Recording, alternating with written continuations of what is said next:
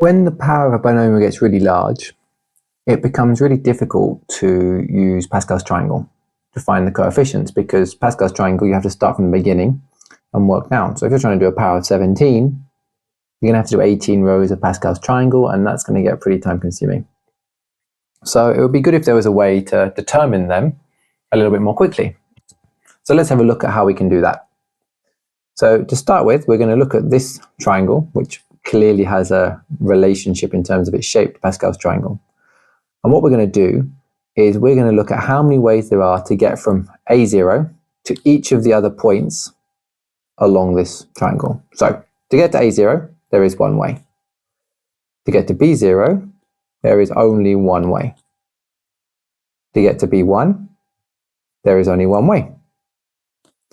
To get to C0, the only thing we can do is go this way, from down to B0 and then down to there. To get to C2, the only way is to go all the way down that way. But to get to C1, we have two choices. We could either go that way, or we could go via B1. So there are two ways to get to C1. Now let's do the D row. To get to D0, there is one way. To get to D3, there is only one way.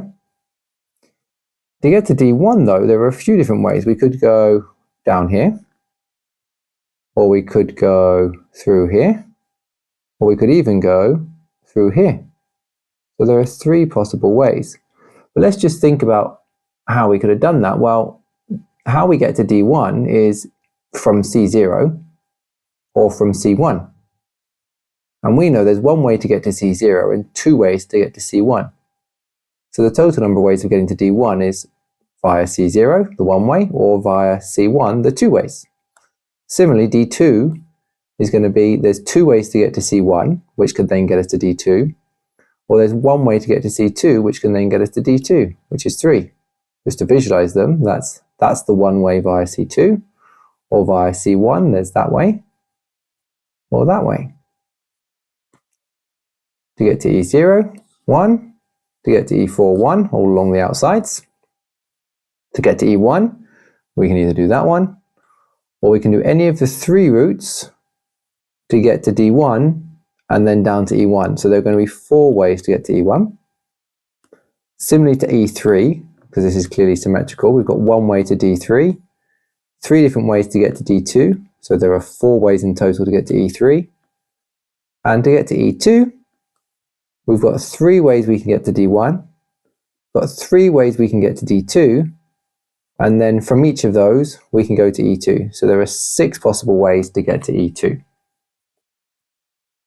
So here we can clearly see how this relates to Pascal's triangle.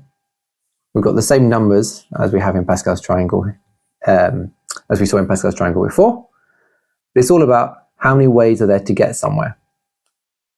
Okay, so let's have a think about this in a slightly different perspective.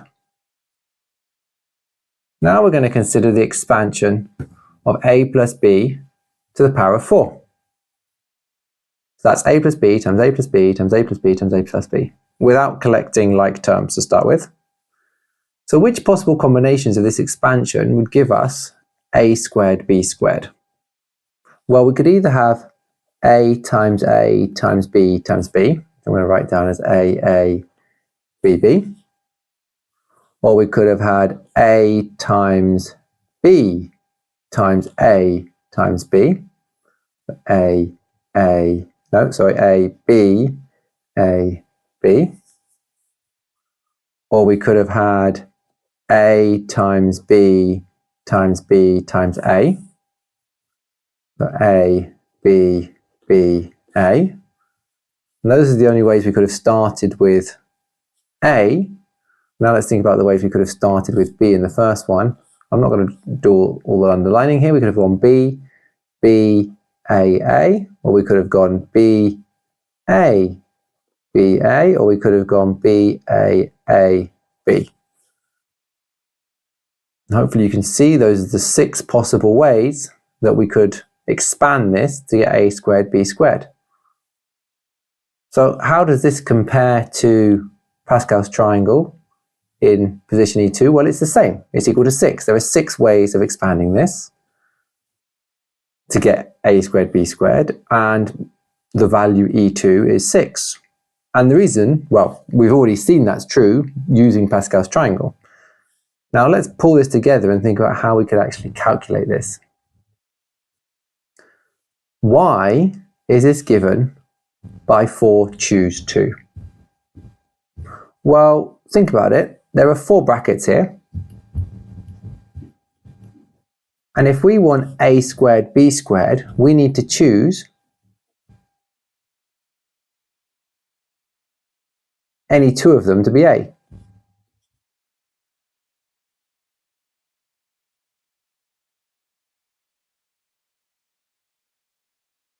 So the total number of ways we can get an a squared out of these 4 brackets is going to be 4 choose 2, because we have 4 brackets and we need to choose 2 of them. If we think about if we were trying to get ab cubed, for example, we were trying to get ab cubed, then in that case we would have 4 brackets and we would need to choose one of them to get 1a. But that's equal to 4 choose 3 because of the symmetry. And that would be choosing the 3 b's. So choosing 1a is the same as choosing 3 b's in this case. And it's exactly the same coefficient for a cubed b, because this would be 4 choose 3 and this would be 4 choose 1. And that's why we get this symmetry in Pascal's triangle, because of the different ways of getting there.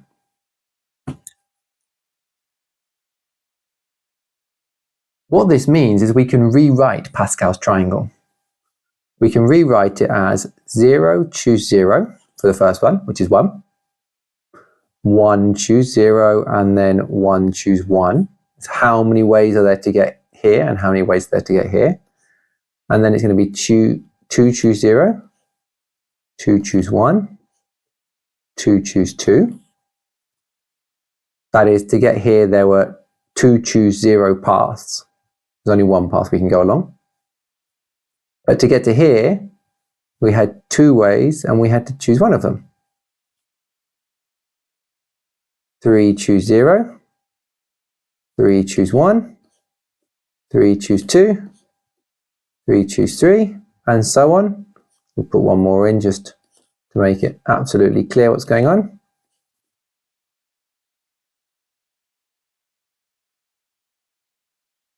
So each of the elements in Pascal's triangle is actually the calculation we get by doing a combination.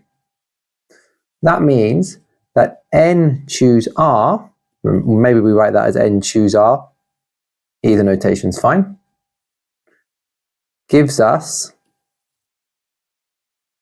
the rth element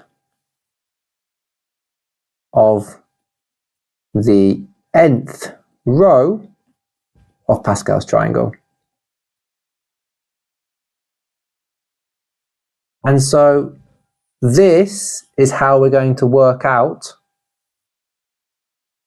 the Pascal's row component for a binomial expansion when it becomes too cumbersome to draw out Pascal's triangle.